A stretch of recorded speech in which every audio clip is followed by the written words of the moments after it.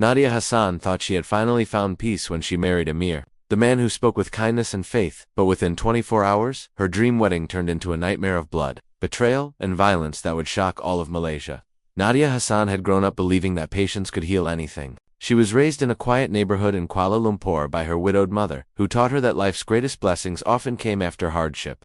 For years, Nadia worked at a small textile shop near the city center, earning just enough to pay the bills and save a little for her future. Her world was simple and predictable until the afternoon. A man named Amir walked into her shop. He was confident, neatly dressed, and had the kind of smile that immediately drew attention. He complimented the fabric she displayed, asked about her work, and returned again the next day, pretending to need more fabric. Each visit grew longer, his questions more personal, his voice warmer. Within weeks, Amir became a part of Nadia's daily routine. He brought her coffee, waited for her after work, and spoke about faith, family, and responsibility in a way that made her trust him. To Nadia, he seemed different from the men who only sought attention without commitment. Amir spoke to her mother respectfully and soon asked for her hand in marriage. Everything moved quickly, almost too quickly, but Nadia saw it as destiny. Her mother agreed, saying a good man doesn't wait when his intentions are pure. The wedding was held in a small hall decorated with white lilies and soft golden lights. Amir's family appeared distant but polite, and Nadia brushed off the stiffness as nervousness. She wore a modest cream-colored gown, her hands trembling as she signed the marriage papers.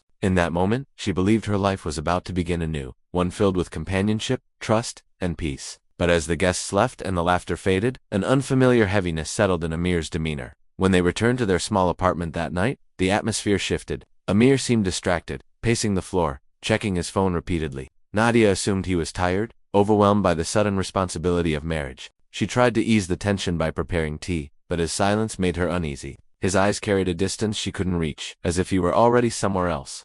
Later, when he lay beside her, he turned away and barely spoke. She told herself not to worry. Marriages needed time to grow comfortable. The following morning, she awoke to find him staring out the window, his expression tight and unreadable. He asked strange questions about her childhood and her friends, his tone sharp and suspicious. She answered lightly, unsure what had provoked his curiosity. Throughout the day, his restlessness grew. He left the apartment without explanation, returned hours later, and avoided her eyes. That night, Nadia heard him whispering angrily on the phone in the other room. She caught fragments of his words but not enough to understand. When he saw her standing at the doorway, he slammed the phone down and muttered that everything was fine. As she lay awake beside him, Nadia's heart filled with unease. The man she had married barely a day ago seemed like a stranger. His warmth had vanished, replaced by a coldness she couldn't explain. The air in the room felt heavy, as though danger itself was silently breathing beside her. Somewhere deep inside, she sensed that something was terribly wrong, that within just 24 hours of her new life, her world was beginning to unravel. Amir sat in silence, staring at his phone long after midnight. A single message had shattered everything he believed about his new wife. The message came from an old acquaintance he hadn't spoken to in years, accompanied by a series of old photographs. The sender's words were short but venomous, accusing Nadia of hiding something from him. At first, Amir didn't understand what he was seeing. The pictures showed Nadia before her religious transformation, dressed differently, standing beside friends he didn't recognize. Her appearance slightly changed but unmistakably. There was no evidence of wrongdoing, yet the tone of the message poisoned his thoughts. It suggested betrayal, deceit, and humiliation, and Amir's pride could not bear the idea that he had been fooled. As he scrolled through the images again, anger took root in his chest. His breathing grew shallow, his hands shaking as he gripped the phone. In his mind, the woman he had called pure and faithful now appeared as a liar. The words from the message echoed endlessly, feeding his growing resentment. He didn't pause to question the sender's motives, or consider whether the photos even proved anything. His ego, wounded and inflamed, pushed aside logic. He convinced himself that Nadia had deceived him intentionally, that she had entered his life with falsehood. By dawn, Amir's thoughts had turned dark. He paced the floor, muttering under his breath, his face tight with fury. When Nadia woke and greeted him softly, he could barely look at her. He replied with curt answers, his tone dripping with suspicion. She noticed his unease, but assumed it was a fleeting mood. She prepared breakfast, trying to lighten the atmosphere, but he barely touched his food. His silence felt heavier than anger itself. Throughout the day, Amir's behavior worsened. He accused her of being secretive, questioned where she had lived before, and demanded names of old friends. Nadia, confused and hurt, tried to reassure him, telling him she had nothing to hide. But her calmness only fueled his rage. To him, her serenity looked like arrogance, her gentleness like mockery. By evening, he could no longer contain himself. The pressure of his emotions burst like a dam. The confrontation that followed was swift and brutal. Neighbors later reported hearing furniture crashing and a cry that stopped abruptly. No one intervened, assuming it was a domestic argument that would resolve itself. When the noise subsided, a dreadful silence filled the apartment. The lights remained on through the night, flickering faintly against drawn curtains. The next morning, when a delivery boy knocked on the door with a parcel and received no answer, he alerted the building manager. Inside, they found Nadia unconscious on the floor, her face bruised, her arm twisted unnaturally. The remnants of their wedding decorations still hung on the walls, a haunting reminder of how recent their happiness had been. Amir was gone, the door left slightly ajar, his phone abandoned on the bed. Within 24 hours, a marriage that had begun with prayers and promises had turned into a scene of violence that would shock an entire nation. The police arrived at the apartment just after sunrise, their footsteps echoing through the narrow hallway as neighbors whispered in disbelief. Nadia lay motionless on the floor, surrounded by shattered glass and streaks of blood. The once bright, newly decorated home was now a crime scene filled with broken memories. Paramedics rushed her to the hospital, while investigators began piecing together what had happened during those final hours before Amir vanished. His absence spoke louder than words, and the evidence scattered across the apartment suggested a violent outburst rather than an accident. Detectives soon discovered that Amir had left the building around midnight. Security footage from a nearby shop showed him walking briskly down the street, barefoot, his expression vacant. Hours later, his car was found abandoned on the outskirts of Kuala Lumpur, near a riverbank. Inside were blood-stained clothes, a half-torn marriage certificate, and a single note written on a crumpled piece of paper. The message read, "She lied to me, and I lost everything." It offered no explanation, only a glimpse into his fractured mind. News of the attack spread rapidly across Malaysia. Within hours, social media platforms filled with outrage, confusion, and endless debates. Some users expressed sympathy for Nadia, condemning the violence and demanding justice. Others, misled by rumors and distorted headlines, blamed her for deceiving Amir. The case quickly became a national conversation about gender, faith, and the dangers of judgment without truth. As the story gained traction, television programs and online blogs turned the tragedy into a spectacle, analyzing every detail of their short-lived marriage. Meanwhile, Nadia lay in a hospital bed, surrounded by machines keeping her alive. Doctors worked tirelessly to stabilize her, describing her condition as critical but hopeful. Her mother sat by her side, holding her hand, whispering prayers through tears. Outside the hospital, journalists waited for updates. While police intensified their search for Amir, they questioned friends, co-workers, and family members, hoping to uncover what could have driven him to such brutality. What emerged from their investigation painted a disturbing picture. Amir had a history of volatility that he had managed to conceal well. Former colleagues described him as ambitious yet easily angered, a man obsessed with control and reputation. He had been dismissed from a previous job after an altercation with a co-worker, but had never faced formal charges. Neighbors from his old apartment recalled hearing arguments late at night, though no one had ever suspected the extent of his temper. A breakthrough came when investigators found a small hidden camera installed in the couple's bedroom.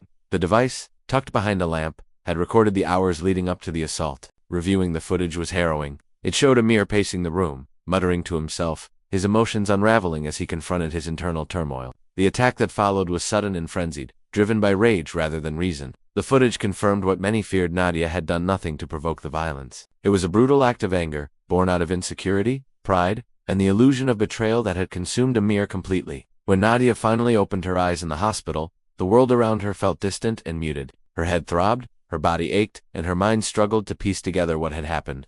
Doctors and nurses moved quietly around her, speaking in soft tones, as if afraid that any loud sound might break her again. Her mother sat at her bedside, holding her hand tightly, whispering prayers of gratitude that she had survived. For days, Nadia drifted in and out of consciousness, haunted by flashes of that night, Amir's cold stare, the sound of something breaking, and the sudden darkness that followed. Outside the hospital room, her story had already taken on a life of its own. News outlets covered every development, and her name became a headline that stirred both sympathy and controversy. Many saw her as a victim of blind rage and toxic pride, while others, influenced by distorted gossip, continued to question her past. Strangers debated her life as if they knew her, using her pain to argue about morality and faith. Nadia remained unaware of the chaos beyond the hospital walls. All she felt was a hollow ache in her chest, a sorrow that no words could ease. Meanwhile, Amir was still on the run. Police tracked his movements across rural highways, piecing together fragments of sightings from people who claimed to have seen a disheveled man traveling alone. He changed clothes frequently, paid for food in cash, and avoided main roads. As days turned into weeks, he moved deeper into the northern highlands, where communication was scarce and the terrain difficult to navigate. Investigators found that he had withdrawn large sums of money before the attack, suggesting he had planned his escape long before his breakdown. In the small villages he passed through, Amir presented himself as a traveler seeking work. He volunteered at mosques, helped with odd jobs, and slept in abandoned sheds. But his behavior grew increasingly erratic. Witnesses later described him as quiet, yet visibly tormented, often seen muttering to himself or scribbling verses from the Quran on scraps of paper. One villager recalled finding him crying outside a mosque at dawn, whispering that he could no longer face what he had done. The police eventually traced him to an isolated cabin hidden deep in the forest near the Thai border. Inside, they found a disturbing scene. The walls were covered in newspaper clippings about the attack, many circled in red ink. On the table lay pages filled with fragmented sentences, confessions mixed with confusion, guilt mixed with denial. It was clear that Amir's mind had fractured completely. Though the authorities missed him by mere hours, the discovery proved he was losing touch with reality. Back in Kuala Lumpur, Nadia began physical therapy. Her recovery was slow and painful, but she refused to give in to bitterness. Activists and women's rights groups began visiting her, offering support and encouragement. Her strength became a symbol of resilience, and her story sparked public discussions about domestic violence and accountability. Nadia chose silence over anger, letting her quiet perseverance speak louder than any statement she could give. Though her heart remained scarred, she vowed that her suffering would not be wasted. She would use it to help others escape the darkness she had once lived in. 3 months after the attack, fishermen along the Kelantan River discovered a swollen body tangled in reeds near the Thai border. When authorities arrived, they quickly realized it was the man they had been searching for. Amir's remains were barely recognizable, but fingerprints confirmed his identity. The discovery ended the nationwide manhunt that had gripped Malaysia for weeks. In his pocket, police found a small, water-damaged notebook. Inside were scattered writings, fragmented thoughts, religious verses, and a final note addressed to Nadia. It wasn't an apology, nor a confession, but a strange mixture of guilt and confusion. He wrote of sleepless nights, of seeing her face in every dream, of feeling as if the world itself had turned against him. The final line simply read, "I wanted peace, but I destroyed it." News of Amir's death spread quickly, reigniting public interest in the case. Some viewed it as divine justice, others as a tragic ending to a broken mind. Television channels replayed old footage of the wedding, the smiling couple now forever marked by violence and loss. Commentators debated the meaning behind his final note, while religious scholars urged people to reflect on the dangers of arrogance, anger, and misunderstanding faith. For Nadia, the news brought no relief, only a quiet sadness. The man who had once promised her love had become the reason for her suffering, yet his death felt like the closing of a chapter she hadn't asked to write. When the letter was delivered to her by the police, she sat in silence for a long time before opening it. The handwriting was shaky, almost desperate, as if each word had been written through tears. She read it once, then folded it carefully and placed it inside a small box where she kept her wedding ring and hospital bracelet. There were no tears, no outburst of emotion, only a deep stillness that came from acceptance. Later that day, she asked an imam to offer a prayer for Amir's soul. Her mother, shocked by her forgiveness, asked why she would pray for the man who had almost ended her life. Nadia simply replied that holding hate would chain her to the same darkness that destroyed him. In the following months, she began to rebuild herself quietly. She moved to a smaller town along the coast, far from the noise of the city and the endless questions of journalists. With time, she started volunteering at a women's shelter, helping victims of abuse find safety and confidence again. Her soft voice and calm nature made others open up to her easily. Many women saw her not just as a survivor but as a symbol of strength, proof that even the most broken hearts could heal. Her story became the subject of documentaries and public discussions across Southeast Asia. Some retold it with exaggeration, others with compassion. But for Nadia, it was never about fame or sympathy. It was about truth that love built on fear cannot survive, that anger disguised as faith only destroys, and that forgiveness is not weakness but liberation. She carried her scars not as reminders of pain but as proof that she had lived through something that tried to end her and still chose peace. Though her life would never return to what it once was, Nadia walked forward with quiet courage, turning tragedy into purpose, and leaving behind a story that would remind the world that strength often rises from the deepest wounds.